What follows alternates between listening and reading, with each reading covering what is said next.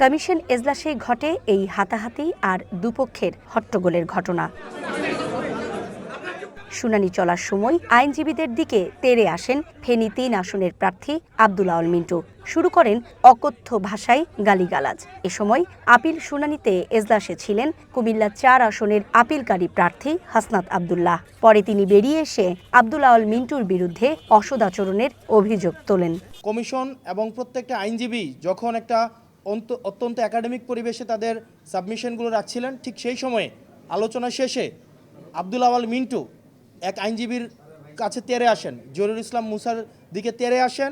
তেড়ে উনাকে bloody citizen হিসাবে উনাকে বলেন যে উনি একটা ব্লাডি সিটিজেন এবং উনি হচ্ছেন এলিট ব্রিড। দ্বৈত নাগরিকত্বের বিষয়ে স্ট্রিক্ট অবস্থান রাখার জন্য কমিশনে যারা সাবমিশন দিচ্ছিলেন সেই সব আইনজীবীদেরকে উনি বলছিলেন উনারা হচ্ছেন ব্লাডি সিটিজেন। তো সেই জায়গাটিতে আমরা প্রতিবাদ করি। আপনি জনগণকে ব্লাডি সিটিজেন বলবেন, আবার ভোটের জন্য এই ব্লাডি সিটিজেনের কাছে যাবেন, এই ধরনের দ্বিচারিতা আমরা জনগণ সহ্য করব না। ইসির সামনে এমন ঘটনার পরও কমিশন দায় এড়ানোর চেষ্টা করছেন বলেও মন্তব্য করেন এনসিপির এই নেতা। কমিশনের ভিতরে যদি এই অবস্থা চলতে থাকে, যারা নির্বাচন করে তাদের নিরাপত্তার আসলে কি হবে? কমিশনের কাছে আমরা দৃষ্টি আকর্ষণ করেছি, আমরা বলেছি যে একটা রুলিং জারি করতে, কিন্তু তারা কোনো রুলিং জারি করেনি। নির্বাচন কমিশন সেই জায়গায় উনি বলেছেন লিখিত দেওয়ার জন্য। ওনারা নাকি একটা হট্টগোল দেখেছেন, এর বেশি কিছুই দেখেননি। একটি ফ্রি, ফেয়ার অ্যান্ড পার্টিসিপেটরি ইলেকশনের জন্য যেই ত্যাগ সংগ্রাম, যেই গুম খুন হত্যা হয়েছে, নিপীড়ন নির্যাতনের মধ্য দিয়ে বিএনপি জামাত সহ ফেসিবাদ বিরোধী রাজনৈতিক দলের নেতাকর্মীদের যেতে হয়েছে। নির্বাচন কমিশন যদি এই ধরনের ঘটনাগুলোকে স্ট্রিক্টলি অ্যাড্রেস না করে, তাহলে এই ফেসিবাদ বিরোধী লড়াইয়ে যারা রক্ত দিয়েছে তাদের সকলের রক্ত বৃথা যাবে। এদিন কুমিল্লা ৪ আসনে বিএনপির মঞ্জুরুল আহসান মুন্সি ও এনসিপির হাসনাত আব্দুল্লাহর মনোনয়ন বৈধতার বিরুদ্ধে পাল্টাপাল্টি আপিলে প্রার্থিতা বাতিল হয় বিএনপি প্রার্থীর, আর বহাল থাকে হাসনাতের।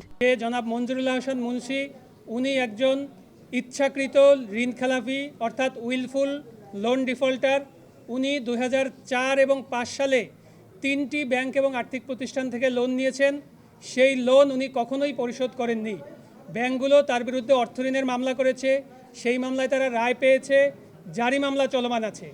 এবং তার মধ্যে একটি প্রবণতা লক্ষ্য করা যায় যে যখনই একটি নির্বাচন ঘনিয়ে আসে তিনি আদালতকে ব্যবহার করে কোনো ধরনের একটি স্থগিতাদেশ এনে কোনো না কোনোভাবে নির্বাচনে অংশগ্রহণ করার চেষ্টা করেন।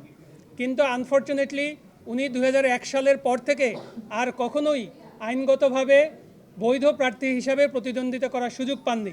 এদিকে নির্বাচনে ভোটের পরিস্থিতি নিয়েও উদ্বেগ প্রকাশ করেন শুনানিতে মনোনয়ন পাওয়া প্রার্থীরা।